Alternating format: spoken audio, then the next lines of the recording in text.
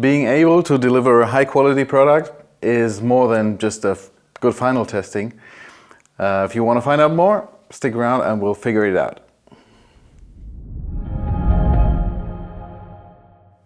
So if we're talking about quality, we're talking about quality management, which covers a whole variety of different aspects and activities. Some of the main keywords you can find here. Let's take, for example, calibration and maintenance. So why is calibration and maintenance so important for a high quality product? Every time we deliver a product to our customers, they expect the same high quality level every time.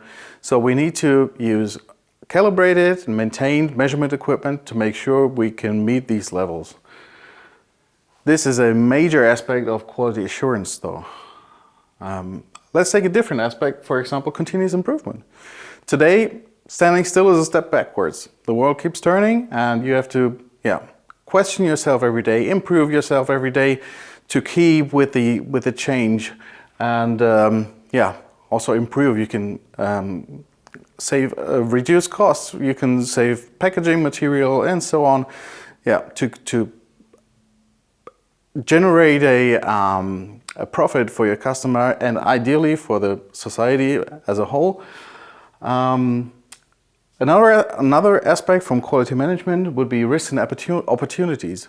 As I mentioned before, we do live in a volatile world, in a world with a lot of uncertainties, and we have to deal with these uncertainties, integrate these thoughts, these uncertainties in our planning processes. So think about what may happen and what countermeasures we may take to cope with these uncertainties and challenges.